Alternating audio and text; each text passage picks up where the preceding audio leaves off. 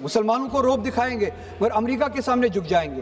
Employment کا حال آپ دیکھ ہی رہے ہیں, 370 کے انکانسٹیٹیوشنل ایبروگیشن کے بعد لیسٹ امپلائڈ اسٹیٹ ہے. مسلمان کشمیری اپنا روزگار کمانے اتراکھنڈ چلا جاتا ہے, ہماچل چلا جاتا ہے, اس کی پٹائی کی جاتی ہے. جموں کشمیر کے حوالے سے اس بجٹ میں 2-3 امپورٹنٹ پوائنٹس کے بارے میں بات کرنا چاہوں گا چونکہ ٹائم بہت کم ہے, میں زیادہ ٹائم نہیں لوں گا.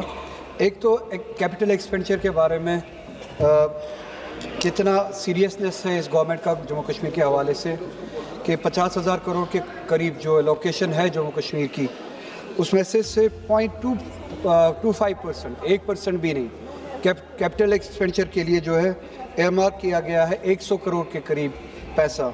اس کیپٹل ایکسپینڈیچر سے, اس کنفائنڈ اماؤنٹ سے جموں کشمیر کتنا ہی آگے بڑھ سکتا ہے یہ آپ خود سے اندازہ لگا سکتے ہیں. اس گورنمنٹ کی سیریسنس کتنی ہے جموں کشمیر کے حوالے سے خود آپ اندازہ لگا سکتے ہیں.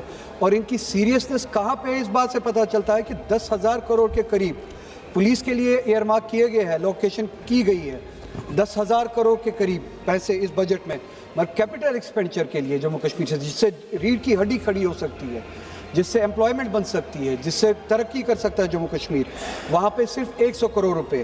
اور جہاں پہ 10,000 کروڑ روپے پولیس کے لیے انہوں نے الوکیٹ کیے ہیں وہاں پہ ایک اہم سیکٹر ٹورزم وہ بھول چکے ہیں, ایس ایم ایز بھول چکے ہیں, ٹیکنالوجی بھول چکے ہیں. کشمیر جیسے کہ آپ جانتے ہیں 370 کے ان ڈیموکریٹک ایبروگیشن کے بعد that is least employed state which used to be one amongst the best employed states in the country, آج وہ دوسرا پہلے یا دوسرے نمبر پہ ہے.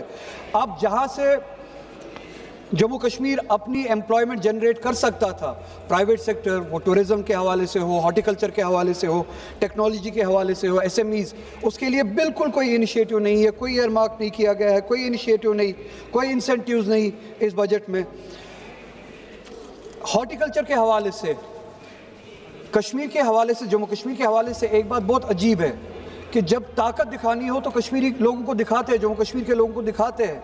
ہارٹیکلچر جو ریڑھ کی ہڈی ہے جموں کشمیر کی, جہاں سے سیب آتا ہے, ڈرائی فروٹس وغیرہ آتے ہیں, جس سے ہمارا روزگار چلتا ہے, ہماری ایک انڈسٹری ہے, ہماری اسٹیٹ چلتی ہے, اس کو زخم پہنچانے کے لیے جتنی بھی کوششیں کی جا سکتی تھی کی جا رہی ہے تاکہ ان ایمپلائمنٹ زیادہ سے زیادہ ہو کشمیر میں, انڈسٹریز کمزور ہو, ہارٹیکلچر کمزور ہو.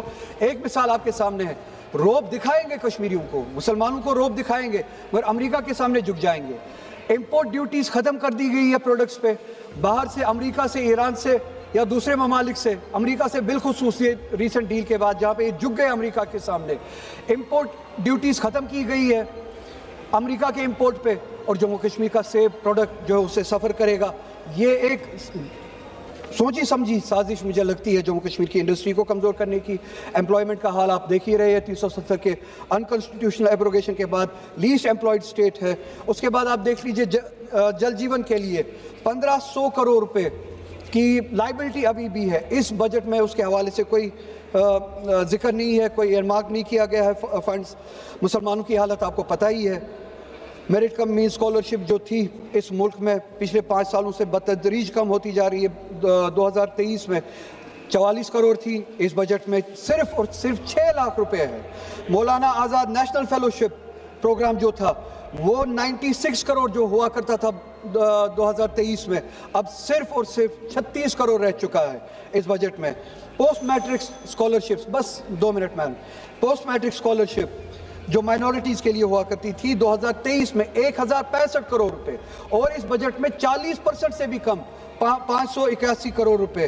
پری میٹرک اسکالرشپ تو بالکل اب ختم ہی کی گئی ہے, جو 1,200 کروڑ کے قریب ہوا کرتی تھی, 450 قریب ہوا کرتی تھی, اب صرف اور صرف 200 کروڑ رہ چکی ہے.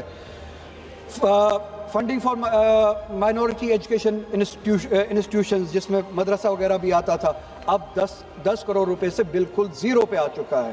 یہ رہی بات فارمل پالیسی, فارمل جو بجٹ ہے. انفارمل بجٹ جو ہے, انفارمل پالیسی, صرف اور صرف 1 منٹ میڈم, انفارمل پالیسی جو یہاں پہ بیان نہیں کی گئی مگر جو ایکشن میں بیان کی جاتی ہے, جب کوئی مسلمان کشمیری اپنا روزگار کمانے اتراکھنڈ چلا جاتا ہے, ہماچل چلا جاتا ہے, اس کی پٹائی کی جاتی ہے. بس کنکلوڈ کر رہا ہوں. آسام کا چیف منسٹر